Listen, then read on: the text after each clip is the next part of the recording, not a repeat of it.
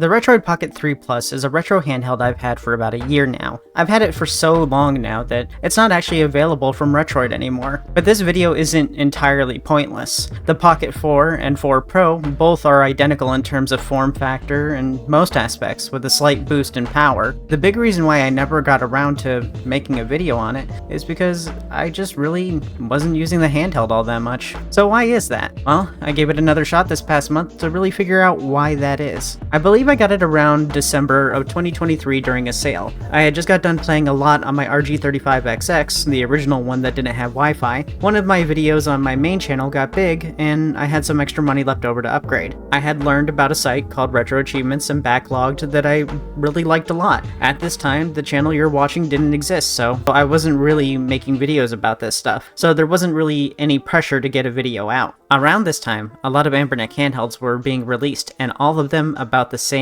as the 35XX. I decided that if I was going to get a new device, it needed to be a significant leap in power, but it still had to be affordable. It needed to have Wi-Fi too, and that's when I learned about Retroid and saw the 3 Plus on sale. A lot of people were dissatisfied by the launch of the original 3, and the Plus was supposed to be a solution to those complaints. I saw that it can play everything that the XX series could, plus GameCube and PS2. I watched a bunch of reviews, and the 4 would have been better, but I had to work with what I had left. I got the Retroid Pocket 3 Plus. It had Android, and it had power, and lots of internet-powered features. It came in a while later, a few weeks later, and I opened up the box, and it was a gorgeous box. Large, pretty, and had a window to show off the system. This box was made for store shelves despite never being on any store shelves here. I even kept the box, it was so nice. Who doesn't need an extra bit of storage for tiny stuff like cartridges? Boxes from retro handheld game companies have been looking great in general lately, especially the Amberneck boxes. Once it was out, I set it up, and I knew it was going to be a lot of work going into it. But I was a repair technician for mobile devices before YouTube, and I have a lot of experience setting up new phones and computers and laptops and all sorts of stuff. But this was far and beyond any amount of work I've done in the past to get things up and running. Upon starting up, it recommended me a ton of emulators, and I downloaded everything that I thought I would need. Then downloaded some extra stuff like Drastic from the Play Store, which wasn't available for some reason. This took a while as is, but then I had to go into each emulator and set them up with the right stuff so it ran well. PPSSPP, for example, defaulted to 1x resolution and was not full screen, which was way too small. It also ran poorly. The same could have been said for any of the 5 GameCube emulators that it recommended and came with. It wasn't until recently that I got GameCube working correctly. For that I used Dolphin for handhelds. That's what it's actually called, Dolphin for handhelds, not just me downloading Dolphin but on my handheld, and I messed around with some of the settings. For some reason, Wii and GameCube defaulted to sub-native resolutions, which made it look blurrier than when I take out my contacts. Fixed it and set it to 1x resolution, and everything looked and ran great. But discovering this was already way after I lost interest in my RP3 Plus. So too little too late. Most of everything else ran perfectly fine after getting all the BIOS together. You mess around with enough of these things and you learn to just keep a backup of BIOS on hand. Everything below Dreamcast worked perfectly fine out of box once I switched to Daijisho as my front end. Then I set all my emulators. I transferred my games list using the USB-C cable because it has a built-in 256GB memory. I never bothered adding an SD card because this was more than enough. Then I didn't touch it for about a week. It took so much time and energy and annoyances just to get it running that I didn't even want to look at the thing. After a while, I returned to it and played some games. GameCube had touch-and-go usability, PS2 was just straight up a no-go, and in some cases, PSP ran worse than on my Amberneck handheld. So I just played a ton of GBA. I had just spent $120 on an overpowered Game Boy Advance for my needs. I decided to check out some Android games. Couldn't play Genshin, that's fine. I didn't really want to. COD Mobile worked out fine, and even with the controls. But the sticks were so small and short that I had to play on incredibly low sensitivities. It was fun, but I couldn't stand to play much more than one game every so often. I tried to do an hour-long session with it once, and then came my second issue. The RP3 Plus just doesn't feel good to play games on. The square shape, no ergonomics, tiny shallow triggers, and buttons the size of thumbtack heads, indents in the shape of them on my fleshy game manipulation digits. This was obviously not built for a lot of thumbstick use. You know that by just looking at it. But at the same time, the PSP compatibility was spotty at times for me. If it was meant for PSP, why does it have 2 sticks? Well, probably I guess for PS1 and when you want to play Ape Escape. I liked the D-pad, but everything else was too small despite the device already being decently large. If you're making a device this big, you may as well just make everything big so it's comfortable. Give up on portability. Even the 16:9 screen was pretty small, meaning that anything that wasn't PSP wasn't using that full screen. So again, I had just bought an overpriced GBA that doesn't even fit the GBA aspect ratio very well. The screen being even smaller when using integer scaling, or pixel perfect as some of you might call it, which is normal. It's supposed to be smaller when you do integer scaling, but that screen was already small and made even smaller. I realized I sacrificed power for comfort. It was hurting my hands to play anything with an analog stick, and the control of it was terrible. I avoided playing PSP games because when I did, I would tend to avoid using the sticks. And what was the point of this screen when nothing I played used the full screen? I had an overpowered Game Boy that was also twice the size. I didn't bother playing GameCube because I have a gaming PC that does it better. The device I bought to help me play more games actually made me play less games. If it wasn't because of the screen or controls or the large size or lack of any shape and ergonomics, it was because of something as dumb as its operating system. The moment you open any Android device, you're inviting in 1,000 possible distractions. There's the browser, YouTube, news, social media, and Android games. I got this to play retro games, but every time I opened it, I ended up doing something else instead. This is probably my fault and lack of willpower. I was also still addicted to Twitter at the time that I was using it the most, so I was constantly getting off of my games and jumping on new notifications. I didn't get anything done. I was trying to escape my phone, but instead it looks like I invited a second one into my life. It was beginning to stress me out. Escaping from my phone meant using another phone. I've since downgraded, in air quotes, to the RG Cube XX. No browser, no social media, no YouTube,